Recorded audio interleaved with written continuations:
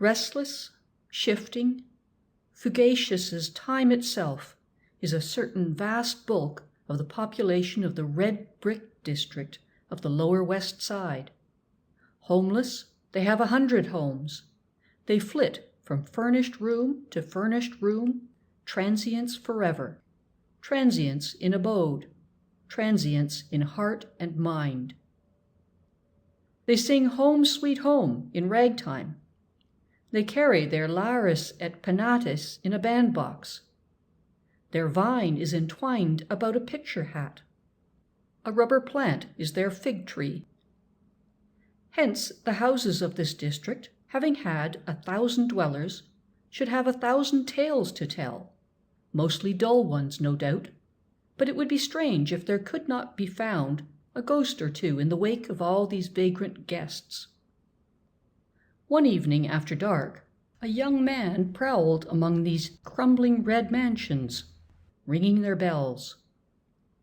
At the 12th, he rested his lean hand-baggage upon the step and wiped the dust from his hatband and forehead. The bell sounded faint and far away in some remote hollow depths. To the door of this, the 12th house whose bell he had rung, came a housekeeper, who made him think of an unwholesome, surfeited worm that had eaten its nut to a hollow shell, and now sought to fill the vacancy with edible lodgers. He asked if there was a room to let. "Come in," said the housekeeper. Her voice came from her throat. Her throat seemed lined with fur. "I have the 3rd floor back, vacant since a week back. Should you wish to look at it?" The young man followed her up the stairs.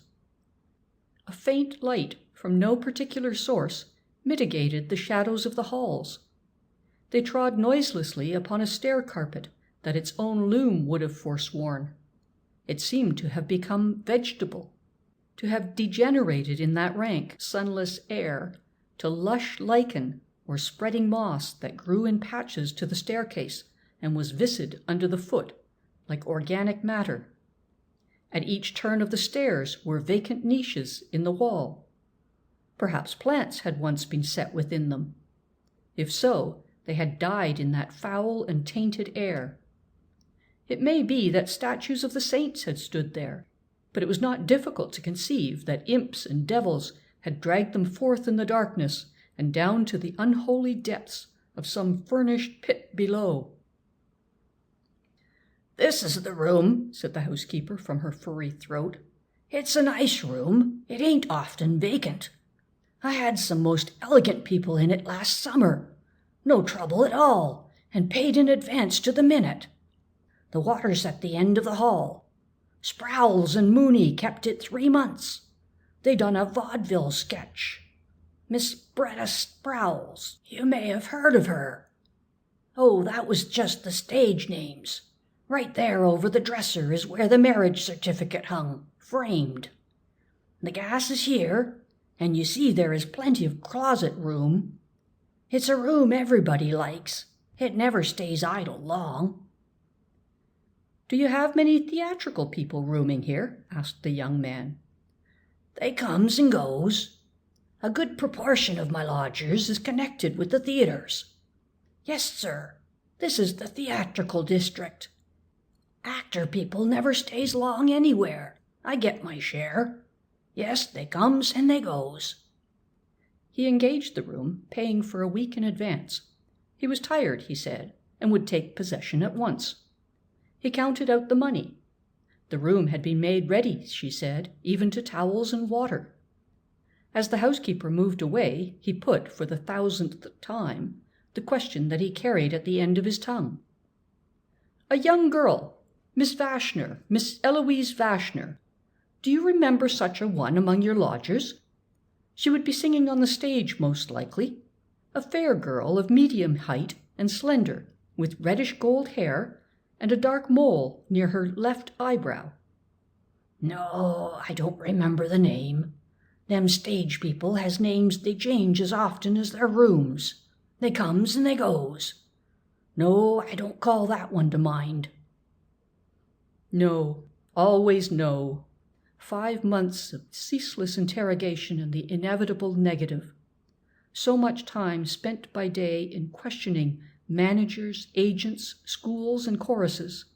By night among the audiences of theaters from all-star casts down to music halls so low that he dreaded to find what he most hoped for.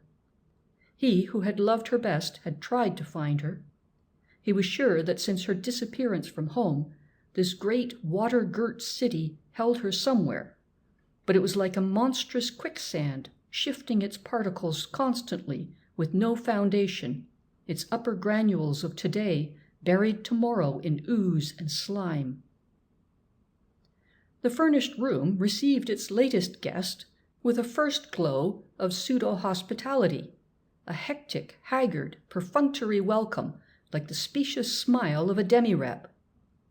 The sophistical comfort came in reflected gleams from the decayed furniture, the ragged brocade upholstery of a couch and 2 chairs, a foot-wide cheap pier glass between the 2 windows, from 1 or 2 gilt picture frames and a brass bedstead in a corner. The guest reclined inert upon a chair, while the room, confused in speech, as though it were an apartment in Babel, tried to discourse to him of its diverse tenantry. A polychromatic rug, like some brilliant flowered, rectangular tropical islet, lay surrounded by a billowy sea of soiled matting. Upon the gay papered wall were those pictures that pursue the homeless one from house to house: the Huguenot lovers, the first quarrel, the wedding breakfast, Psyche at the fountain. The mantle's chastely severe outline was ingloriously veiled behind some pert drapery drawn rakishly askew like the sashes of the Amazonian ballet. Upon it was some desolate flotsam cast aside by the rooms marooned when a lucky sail had borne them to a fresh port, a trifling vase or 2, pictures of actresses, a medicine bottle, some stray cards out of a deck. One by one, as the characters of a cryptograph become explicit, the little signs left by the Furnished Room's procession of guests developed a significance. The threadbare space in the rug in front of the dresser told that lovely woman had marched in the throng. Tiny fingerprints on the wall spoke of little prisoners trying to feel their way to sun and air. A splattered stain, raying like the shadow of a bursting bomb, witnessed where a hurled glass or bottle had splintered with its contents against the wall. Across the pier glass had been scrawled with a diamond in staggering letters the name Marie. It seemed that the succession of dwellers in the Furnished Room had turned in fury, perhaps tempted beyond forbearance by its garish coldness, and wreaked upon it their passions. The furniture was chipped and bruised. The couch, distorted by bursting springs, seemed a horrible monster that had been slain during the stress of some grotesque convulsion. Some more potent upheaval had cloven a great slice from the marble mantel. Each plank in the floor owned its particular cant and shriek, as from a separate and individual agony. It seemed incredible that all this malice and injury had been wrought upon the room by those who had called it for a time their home. And yet it may have been the cheated home instinct surviving blindly, the resentful rage at false household gods that had kindled their wrath. A hut that is our own we can sweep and adorn and cherish. The young tenant in the chair allowed these thoughts to file, soft-shod, through his mind, while there drifted into the room furnished sounds and furnished scents. He heard in one room a tittering and incontinent slack laughter, in others the monologue of a scold, the rattling of dice, a lullaby, and one crying dully. Above him a banjo tinkled with spirit.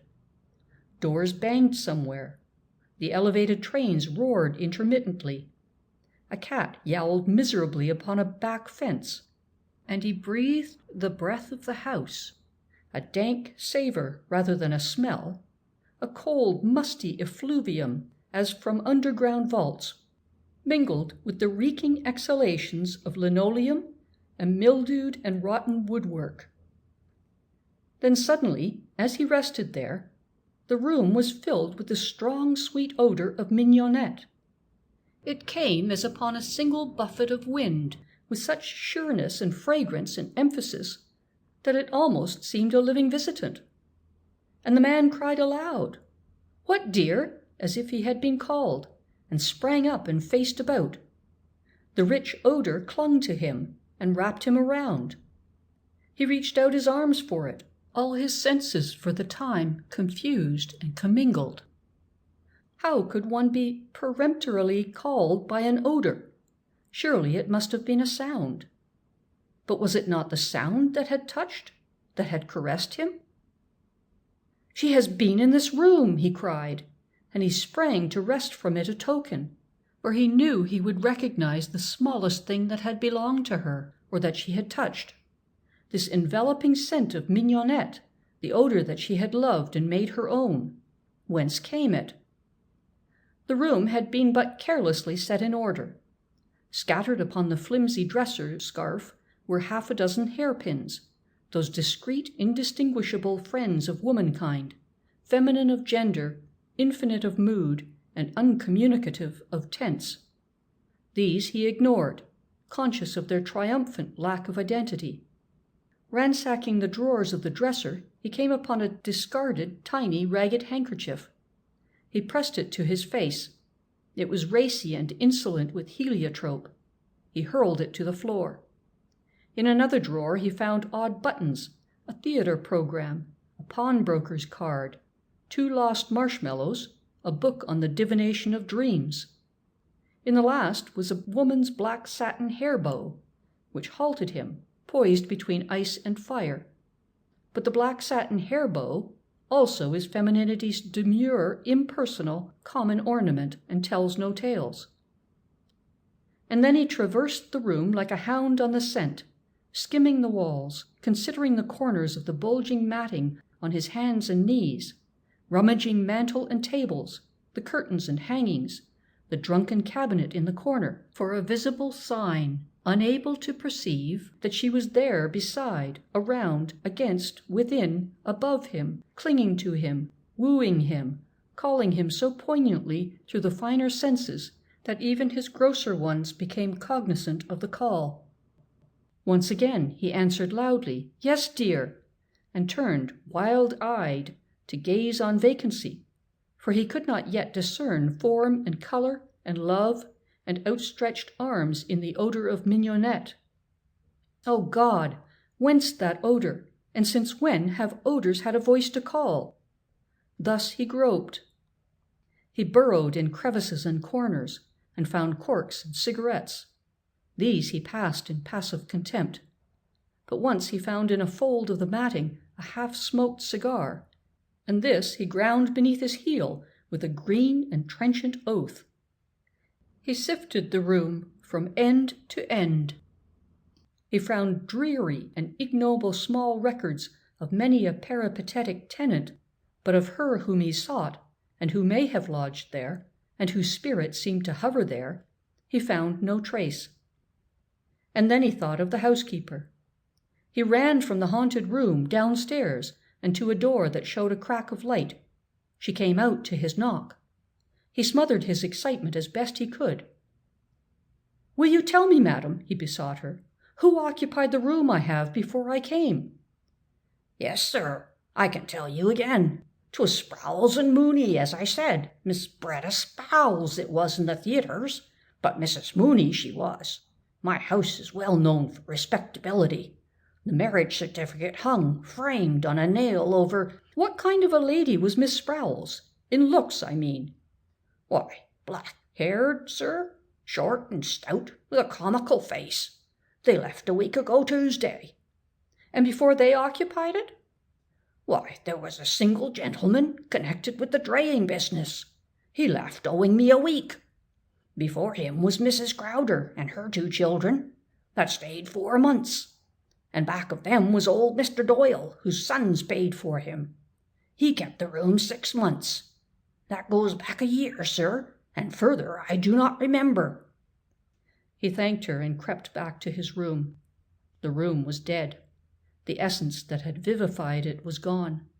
The perfume of mignonette had departed. In its place was the old, stale odor of moldy house furniture, of atmosphere and storage. The ebbing of his hope drained his faith. He sat staring at the yellow singing gaslight. Soon he walked to the bed and began to tear the sheets into strips. With the blade of his knife he drove them tightly into every crevice around windows and doors. When all was snug and taut, he turned out the light, turned the gas full on again, and laid himself gratefully upon the bed. It was Mrs. McCool's night to go with the can for beer, so she fetched it and sat with Mrs. Purdy in one of those subterranean retreats where housekeepers foregather and the worm dieth seldom. "I rented out my third floor back this evening," said Mrs. Purdy across a fine circle of foam. "A young man took it. He went up to bed 2 hours ago." "Now did you, Mrs. Purdy, ma'am?" said Mrs. McCool, with intense admiration. "You do be a wonder for renting rooms of that kind." "And did you tell him then?" she concluded in a husky whisper, laden with mystery. "Rooms," said Mrs. Purdy in her furriest tones, "are furnished for to rent. I did not tell him, Mrs. McCool." "'Tis right you are, ma'am. 'Tis by renting rooms we kape alive. You have the raal sense for business, ma'am. There be many people will reject the renting of a room if they be told a suicide has been after dying in the bed of it." "As you say, we has our living to be making," remarked Mrs. Purdy. "Yes, ma'am, 'tis true.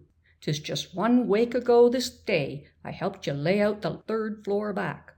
A pretty slip of a colleen she was to be killing herself with the gas. A sweet little face she had, Mrs. Purdy, ma'am." "She'd have been called handsome, as you say," said Mrs. Purdy, assenting but critical. "but for that mole she had a-growing by her left eyebrow. Do fill up your glass again, Mrs. McCool."